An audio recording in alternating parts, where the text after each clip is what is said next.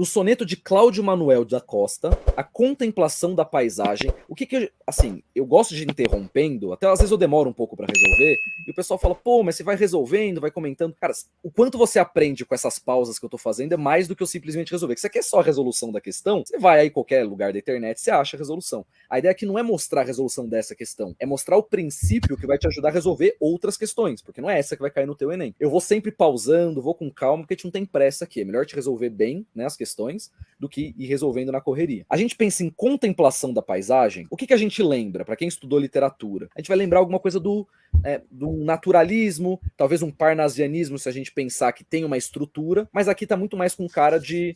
como é que era o nome da escola literária que falava sobre contemplação da paisagem? Me fugiu o nome agora. Arcadismo. Arcadismo. A gente vai lembrar do arcadismo. Cláudio Manuel da Costa, se eu não me engano, é um autor arcadista, né? É interessante a gente ter essa noção, porque a contemplação da paisagem, a gente já vai pensar que tem alguns elementos. Tem essa coisa uma função da linguagem, que tem muita priorização no eu lírico, tem muita priorização nessa contemplação realmente da paisagem, de valorizar a paisagem. Então isso é importante saber. Não é tanto uma valorização, às vezes, do sentimento da pessoa, ou do sentimento dela em relação à outra, é muito mais, às vezes, uma valorização pura da própria natureza. Então, a contemplação da paisagem permite ao eu lírico uma reflexão, então existe uma reflexão sendo feita, em que transparece. Mas tem que saber o que significa transparece. Então, que faz parecer, né? Que transparece, que se mostra aí.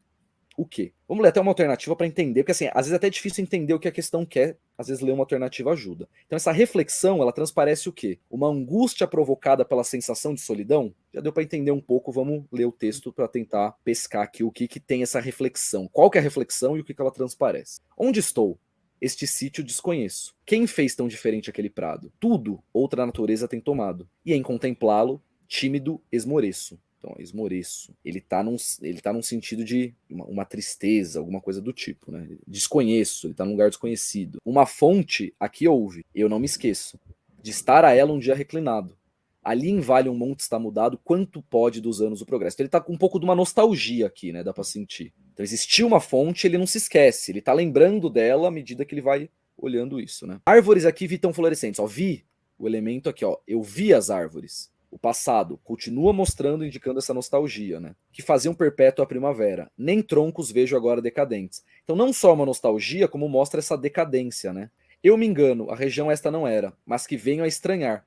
Se estão presentes meus males, com que tudo degenera. Quer fazer o comentário agora? Cara, eu vou fazer. O que eu sempre gosto de fazer nas questões de poema, nas questões que tem alguns textos muito difíceis, é assim, evitar o meu trabalho, sabe? Eu não quero interpretar tudo, não quero saber todas as palavras aí, não quero entender detalhe por detalhe. Então, quando ele colocou para mim essa alternativa no soneto de Cláudio Manuel da Costa, a contemplação da paisagem permite ao lírico, e aqui tá o ponto, uma reflexão em que transparece uma. Eu falo, pô, onde que tá essa reflexão?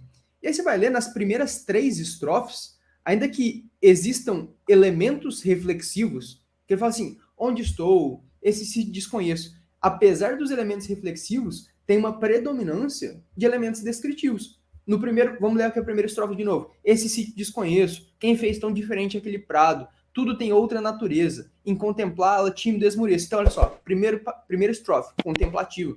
Segunda estrofe, uma fonte que houve, eu não me esqueço, de estar a ela um dia reclinado, ali em um vale que está mudado. Quanto pode os anos progresso? Você falando, pô, como o progresso mudou aquilo ali? De novo, contemplativo. Terceira estrofe, árvores aqui vi tão florescentes, que faziam perpétua primavera, nem troncos vejo agora descendentes. Mais uma vez, uma estrofe contemplativa. Então, ao invés de ler e tentar interpretar estrofe por estrofe, o que eu faria? Bato o olho e vejo. As 3 primeiras estrofes, elas são contemplativas. Dentro dessa contemplação, o que é um macrotema? Ou seja, do que ele está falando nessa contemplação? Está falando sobre a degeneração do ambiente que uma hora ele conhecia na infância, não importa por quê, mas ele está falando sobre a degradação de um ambiente que era familiar para ele em outro momento. E agora sim eu chego na estrofe, que é a estrofe reflexiva, a estrofe da qual o enunciado está falando para mim. Eu me engano.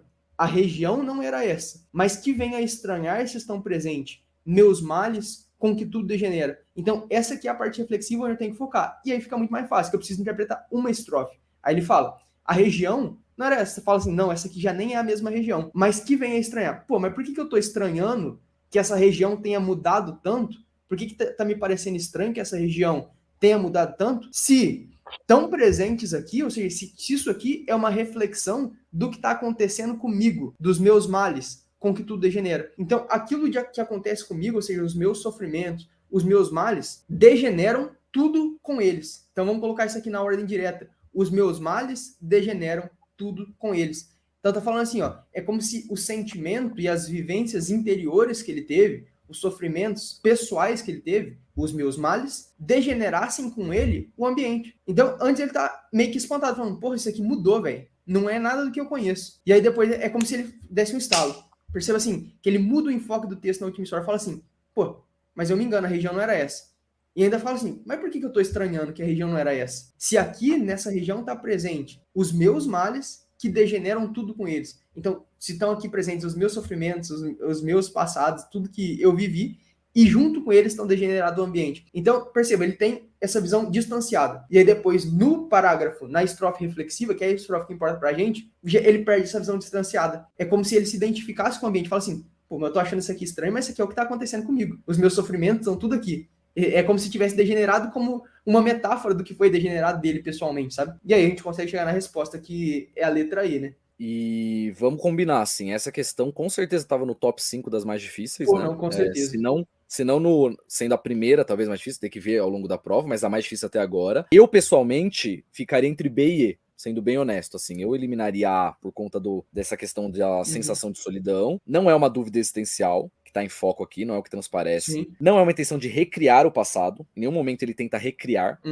Só que a B fala de o que fica na minha cabeça, que talvez seja uma dúvida, que seria essa resignação diante das mudanças. Porque para mim, se forçar um pouco, dá para pensar que ele tá resignado, porque ele fala, região esta não era, como se fosse assim, beleza, eu tô com uma nostalgia, existiu uma decadência, mas tudo bem, vai, já não é a mesma região. Em face do espaço desconhecido, mudanças do meio ambiente. Do meio ambiente. Mas não é isso que principalmente transparece. Mas mesmo assim eu ficaria em dúvida entre B e E, pra ser bem honesto, assim, olhando pela primeira vez, eu até admito que daria pra ficar, não sei, como você eliminaria a B? Cara, eu não vi essa resignação, igual eu falei.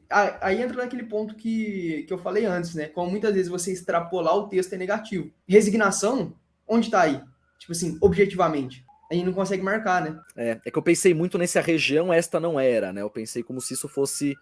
Por mais que ele... É uma extrapolação do texto, mas como eu falei, esforçando a barra, talvez desse a E estaria mais certa, né? Não, pô, ela é um distrator perfeito, porque a partir do texto fala, ele aceitou que o negócio mudou da mesma forma que mudou. Só que esse aceitar ou não, a resignação ou não, é tudo consequência dessa identificação que ele tem, que a mudança da Terra é só uma síntese da mudança que acontece internamente, sabe? Essa tem o selo osso duro de roer. Osso duro de roer, esse selo é bom também. Pessoal, esse selo também faz parte, que é o carinha do Enem, é quando você fica feliz, o osso duro de roer. Mas sendo bem honesto, pessoal, agora eu sempre gosto de discutir na resolução, não apenas a resolução, mas a estratégia de prova. Galera, questão de poema, se você não consegue resolver em 30 segundos, 1 minuto, pula e deixa pro fim, cara. Não vai tentar. Essa análise que a gente fez, quanto tempo a gente demorou? Essa análise que você vai fazer se sobrar tempo. Porque, cara, mesmo que você acerte essa questão, o que ela vai te adicionar na TRI? Nada. Ainda mais em linguagens, que a TRI menos valorizada, cara, capaz essa questão tem vezes que a questão de linguagem soma zero, ou às vezes ela dá aquele erro, né? Que, tipo,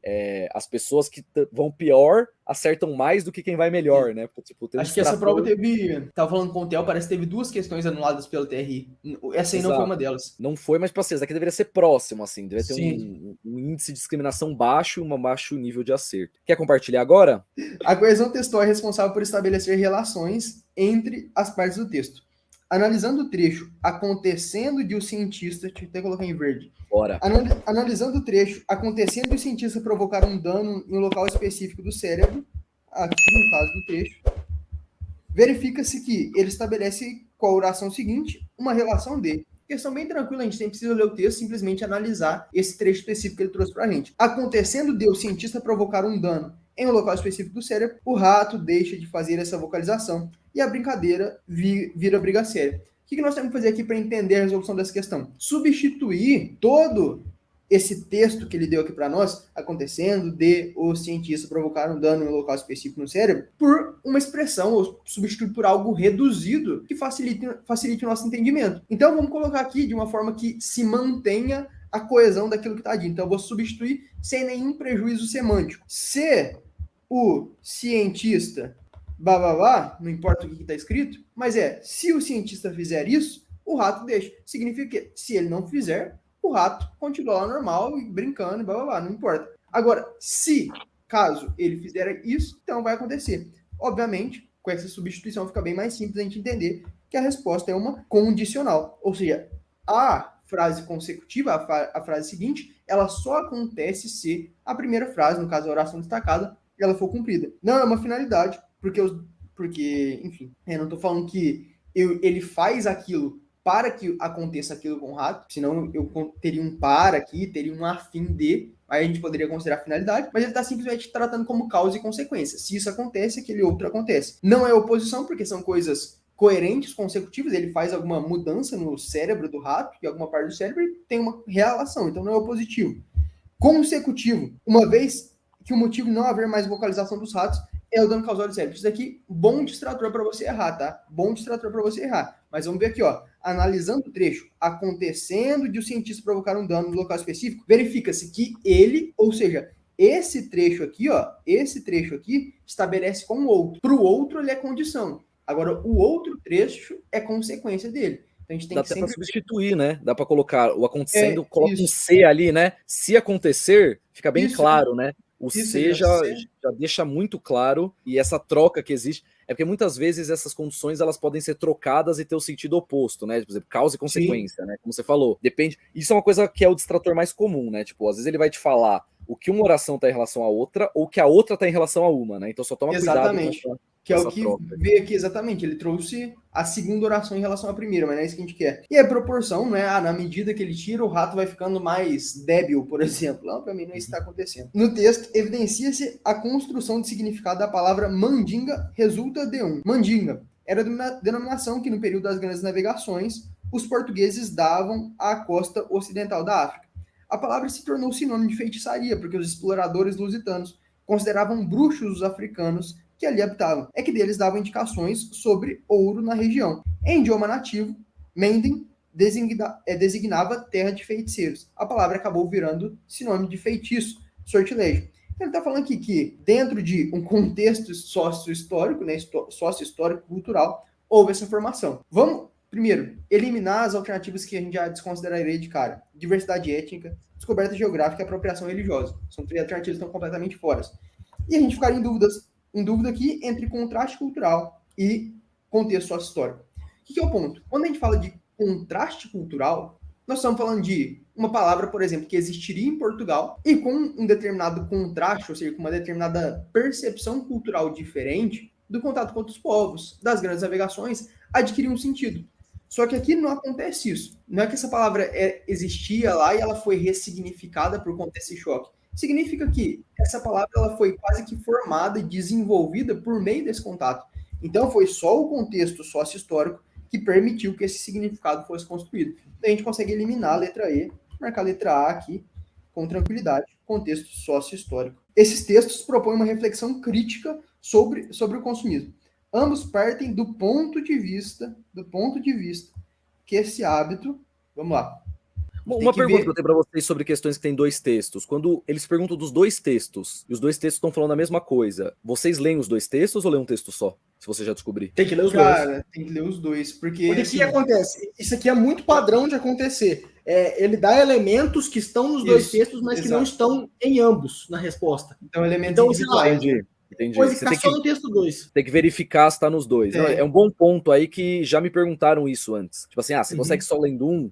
Nesse caso, não. Cara, não dá, porque pô, é igual você estava falando de distrator padrão, sabe? Distrator padrão desse tipo de questão é colocar elementos isolados num único texto. Boa. Vamos lá. Nessa época do ano, em que comprar compulsivamente é a principal preocupação de boa parte da população, é imprescindível refletirmos sobre a importância da mídia na propagação de determinados comportamentos que induzem ao consumismo exacerbado. Olha só um exemplo. Propagação da mídia a determinados comportamentos que induzem consumismo exacerbado.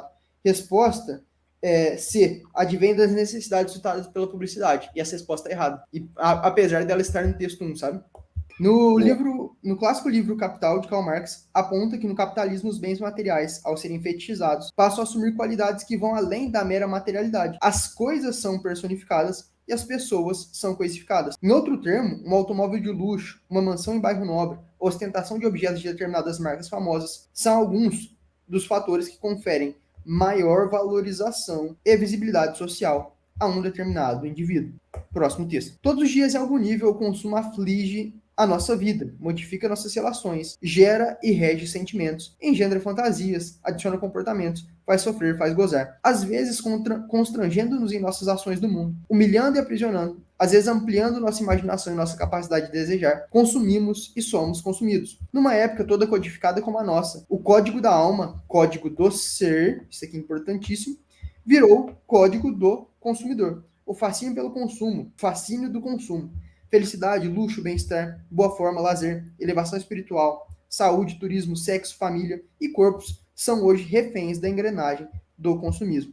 Então vamos lá. Esses trechos propõem uma reflexão crítica sobre o consumismo. Ambos partem do ponto de vista que desperta o desejo de ascensão social. Isso aqui está escrito no texto 1, mas não está escrito no texto 2, né? Confere maior valorização e visibilidade social. Então, no texto 1 está mencionado, mas não está mencionado no texto 2, assim como a letra C, eu já mostrei. Provoca mudança nos valores sociais? Isso aqui faz sentido. Como o texto 1, ele fala que as pessoas são coisificadas. Fala que essas coisas são mais valorizadas, ou seja, tem uma mudança na valorização daquilo que seria considerado bom pelas pessoas, assim como o texto 2 ele traz para a gente o código do ser, ou seja, o que é valorizado como ser é considerado aquilo que você tem. Então faz bastante sentido a letra B, vamos deixar ela aqui reservado. Deriva da inerente busca por felicidade pelo ser humano. Também isso aqui pode ser brevemente mencionado no texto 1, quando fala dessa necessidade do fetichismo, só que não está no texto 2. Ele trata algo assim mais sociológico, vamos falar assim, resulta de um apelo do mercado em determinadas datas. Isso aqui completamente específico também relacionado ao texto 1, mas não tem no texto 2. Eu acho que eu marcaria a resposta letra B, que provoca mudança nos valores sociais. Boa questãozinha também.